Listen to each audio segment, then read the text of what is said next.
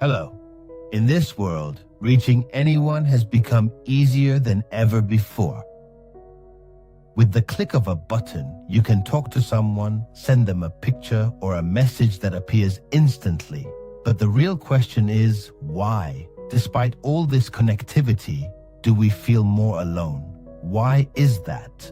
We now know when people were last online, but we don't know the last time they were truly okay.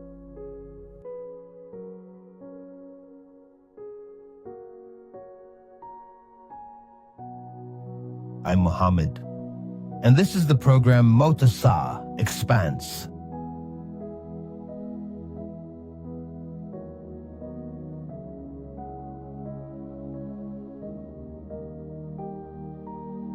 Do you know what the real problem is? Today, we live in an age of constant connection and emotional disconnection. We talk more, but we understand each other less. We send hearts, but we don't know how to comfort a weary heart. We've become skilled at quick conversations, but very weak at deep relationships. Why is this? Because we have gradually lost a deeply profound and ancient skill. The skill of genuine, heartfelt human connection, not just through physical touch, but by truly and deeply feeling the other person, actively listening to their words, being supportive, remaining patient, and staying fully present during moments of deep emotional discomfort and vulnerability. In the past, relationships were built slowly. People got to know each other through situations and long conversations, small differences and misunderstandings that get resolved over time. But today, we want everything quickly, even love, security, and trust. We put pressure on relationships with the mindset that they must be perfect, or we don't want them at all. And that's where the problem starts, simply because people aren't perfect. People have fears, contradictions, moods, old wounds, and tough days.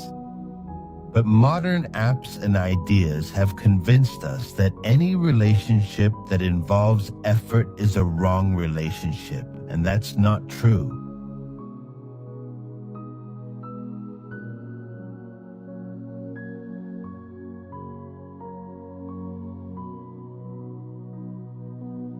This is a truth that many people don't like to hear. Healthy relationships are not the ones without problems. Healthy relationships are those that know how to deal with problems, and there's a big difference between a relationship that has disagreements and one that has a breakdown. Disagreement is natural. But when people give up at the first sign of friction, that's where the problem starts today.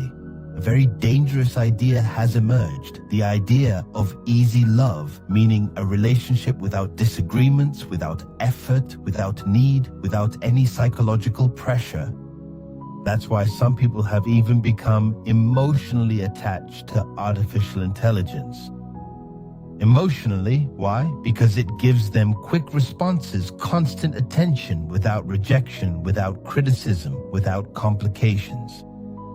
But the important question is, does comfort always mean true love? The answer is no. Sometimes relationships that are too comfortable completely lack any sense of real depth. Because depth creates a form of healthy friction and tension, dialogue, disagreement, and then returning to each other with a much deeper and more profound understanding, and more.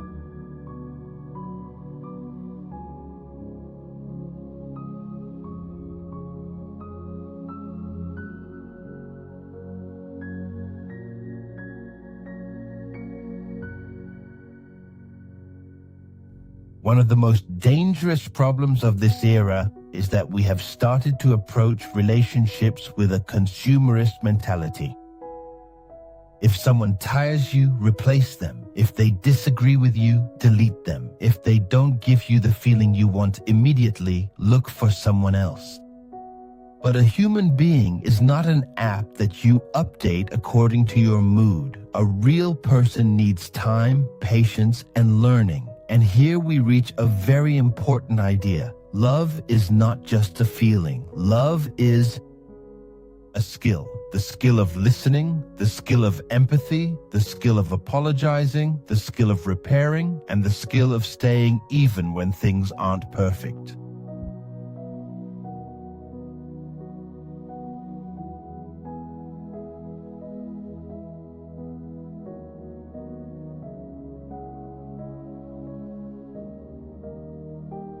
Today, we know how to succeed professionally, how to develop ourselves, how to build our bodies, but very few know how to build a mature relationship, how to listen without being defensive, how to disagree without destroying, how to calm down instead of withdrawing, how to say I'm hurt instead of turning into a cold person. One of the biggest modern lies is that relying on others is a weakness, while psychological truth says that by nature, humans are beings who need connection. A healthy relationship does not erase the self nor dissolve the other. Rather, it creates a space called we. This we is not built on feelings alone. It is built on patience, understanding, the art of reconciliation, and the ability to continue despite differences.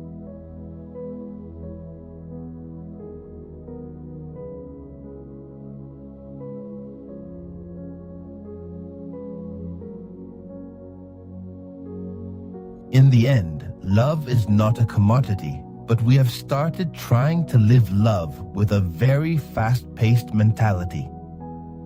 We want deep results without patience. We want true closeness without emotional risk. We want mature love without learning the skills of maturity. For this reason, perhaps the real question is not where has love disappeared, but do we still truly know how to love? This was Mohammed with you.